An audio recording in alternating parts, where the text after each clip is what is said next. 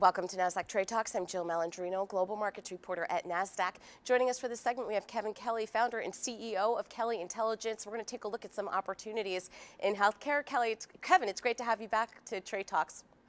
Thanks so much for having me. And Kevin, you think there's an opportunity in this market in what you call Healthcare 2.0. Explain to us what you mean by that and where those opportunities are.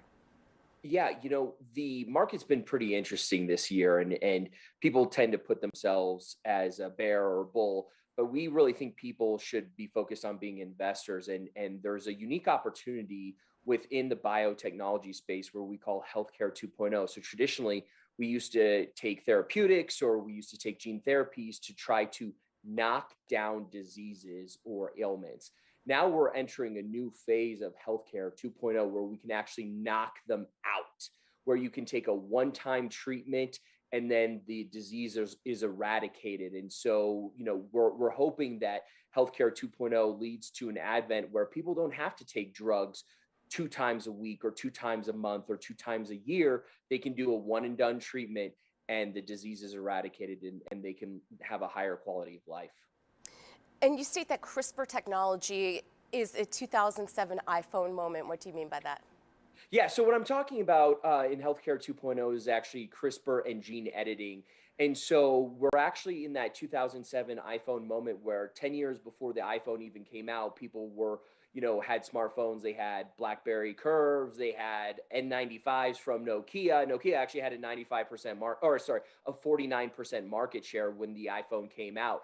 But the past 10 years led to the transformation over the next 10 years. If you think about what happened from 2007 to 2017, just with iPhones, they built an ecosystem around it, a real platform with iOS. And now there's only two, it's Android and it's iOS. So we're at that moment now where the last 10 years of really preclinical development is going to lead to an exciting 5, 10, 15 years of clinical trials in the CRISPR and gene editing space.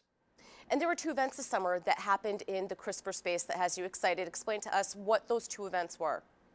Yeah, there were two unbelievable watershed moments that really made it the 2007 iPhone moment. And the first one was the validation of Intellia Therapeutics. They came out with updated data from the first time where they injected a person with a drug and therapeutic last summer, and they applied it to them. And then we got the data out a year later.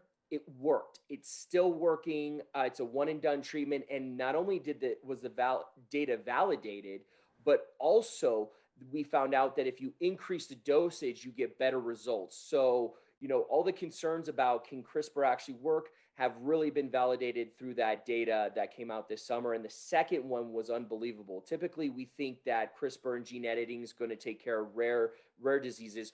What happened is actually Verve Therapeutics came out with a announcement that they're actually applied for the first time CRISPR and gene editing therapeutic to a person in New Zealand to lower their cholesterol. They're trying to eradicate heart disease, which is more common. So we've gone from rare diseases into common diseases, which is huge for the CRISPR and gene editing and healthcare 2.0 space. All right, Kevin, appreciate the insight. Thanks for joining us on Trade Talks. I'm Jill Malandrino, Global Markets Reporter at Nasdaq.